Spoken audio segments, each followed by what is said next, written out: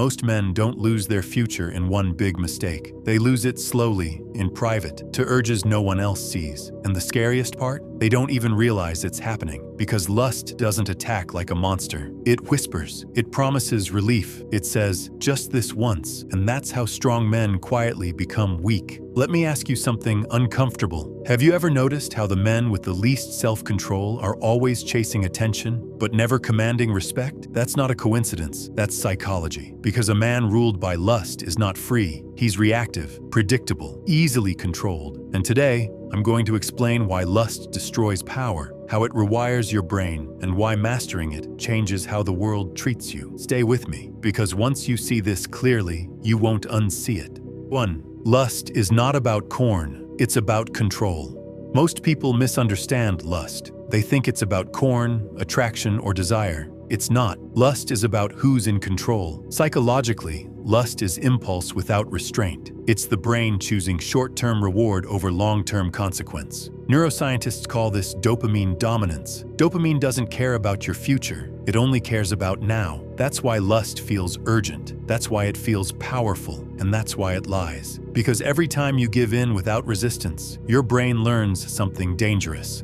I don't need discipline. I just need stimulation. And slowly, your tolerance increases. What once excited you no longer satisfies you, so you chase more, harder, faster, not realizing you're training yourself to be weak. 2. Why lust makes men lose respect. Here's a truth no one says out loud. People can feel desperation, even when you hide it. The man chasing attention, the man begging for validation, the man who needs to be wanted. He doesn't look powerful. He looks hungry, and hunger repels. Psychologically, humans are wired to respect those who don't need us. That's why silence is attractive. That's why restraint creates mystery. That's why discipline commands presence. A man who can say no to himself can say no to the world, and the world respects that. But lust does the opposite. It teaches a man to chase, to over-explain, to compromise his standards. And every time he does that, his internal authority erodes. Not because others reject him, but because he stops respecting himself. And once self-respect is gone, everything else follows. 3. The hidden cost. Nobody talks about. Let's talk about the cost. Not the moral cost, not the social cost, the cognitive cost. Lust drains focus. Every urge resisted strengthens your prefrontal cortex, the part of the brain responsible for planning, discipline, and decision-making.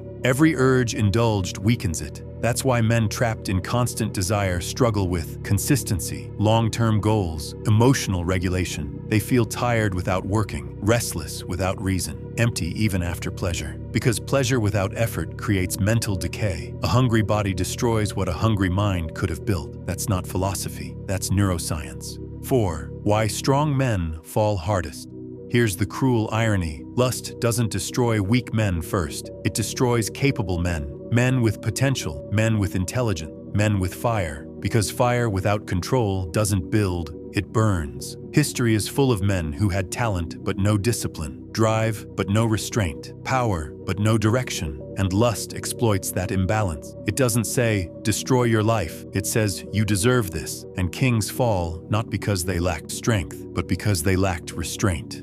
5. Attention is not power. This is where many men get confused. They think being wanted equals being powerful. It doesn't. Attention is cheap. Validation is temporary. Desire fades. Power comes from self-mastery. The man who doesn't chase attention creates gravity. The man who doesn't beg for touch becomes magnetic. Because when you don't need external approval, you operate from internal authority, and people feel that, not consciously, instinctively. That's why desperation repels and restraint attracts.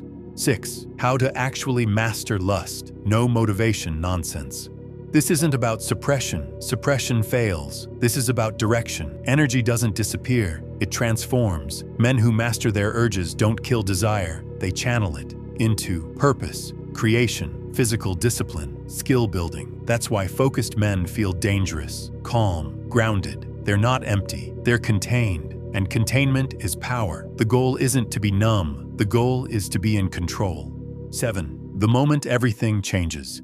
Here's the moment most men never reach. The moment you realize, I don't have to react. That pause, that single second between urge and action, that's where freedom lives. That's where identity forms. Because the man who controls his impulses controls his direction, and the man who controls his direction controls his fate. Lust promises pleasure, but discipline delivers power. One makes you momentarily satisfied, the other makes you unstoppable. So the next time desire speaks loudly, ask yourself, is this controlling me, or am I controlling it? Because the moment you master your lust, the world stops mastering you. If this made you uncomfortable, that's a good sign. Self-awareness always starts there. Tell me in the comments, do you think self-control is power or pressure? I read every comment.